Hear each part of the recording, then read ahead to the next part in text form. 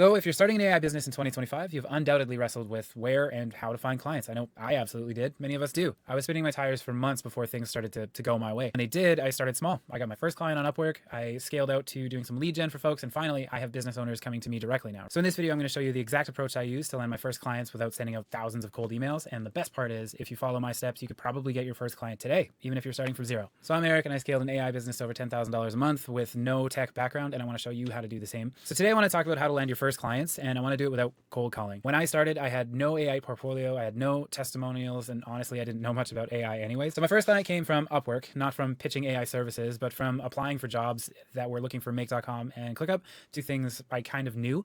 And then I built momentum from there, tapping into the communities that I was already a part of. So I'm bringing this up because cold outreach and cold email is huge everywhere right now, like on Upwork, on Fiverr, on YouTube, everywhere you look, it's cold outbound is the way to get clients. And I didn't have that experience when I was coming into this industry, you know? Actually, I had the opposite experience. I sent out thousands of cold emails with a really vague AI offer because I heard somebody in a community talk about how they just closed a $10,000 deal doing that thing. I didn't know what I was doing, and I was wasting a lot of time and money.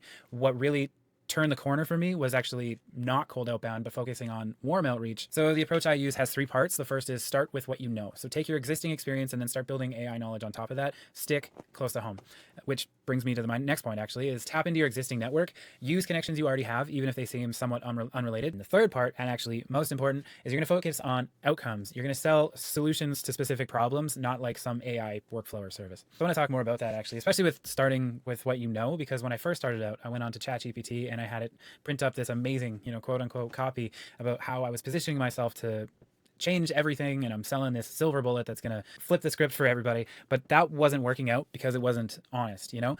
When I turned the corner and when things started to work out for me was when I stopped positioning myself as an AI expert and I looked for opportunities where I could apply the skills I already had.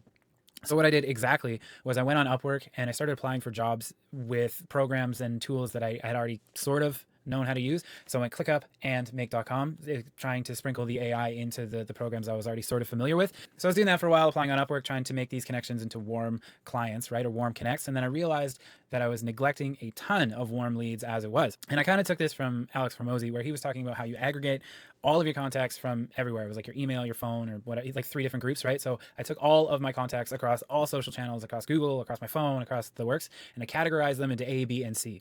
A being direct business owners or somebody with direct access to a business. B being people connected to potential clients, and C is kind of like everyone else, right? So I reached out to my A clients first with a simple message, just like, hey, how you doing? I explained my new venture, and I just asked what their problems are. I just asked. I didn't pitch. I just listened, and a lot of common denominators came up, which opened the door for some testimonial work, right? I implemented some systems for people that I already knew, and they referred me, or I could use these as case studies. And one of those actually turned out to be one of my major clients. So all that to say, you're only one conversation away from an entirely different circumstance, and your existing network is a lot more powerful than you'll give it credit for. I think that mostly answers the question of where to find people without mass emailing. But what do you do when you get there, right? I made the mistake of selling these wicked AI systems, based on the cool tutorials I saw on YouTube, but that didn't mean anything to anyone, right? It might have been the coolest thing at the time, or the latest server or LLM model or whatever, but nobody cared.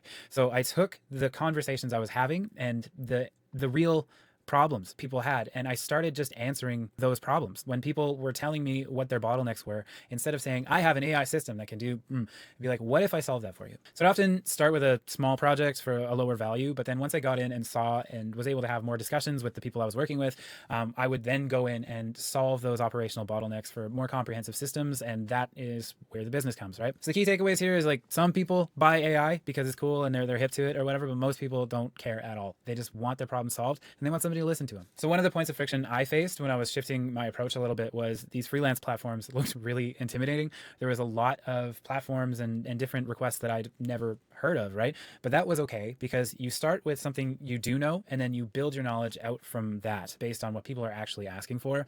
And don't worry about the price of the posted job, because more often than not, these are essentially pilot projects that people just want to test how you work with them. If you're going to sweat them on dollars and cents or whatever, it's a test, right? So most of the time, once you actually get in and speak with this person, it leads to quite a bit more business down the line. So everybody's got an existing network as well, right? You've got former bosses, you've got friends, family, everybody knows somebody, or at least knows somebody that knows somebody, and everyone counts. Like, you don't know the power of your network until you reach out into it. Realistically, you could walk away with your first client today. If you reach into your existing network and start looking that way, applying on freelance platforms, I mean, that's the warmest possible lead you can imagine. They have a problem, they have a budget, they put it out there for you to just pick up and take. And I think the real key here is to just start now.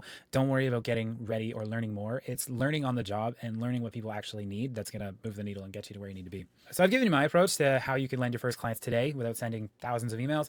But if you'd like to know more, I've actually put together a 90-day program based on my journey from zero to online entrepreneurship.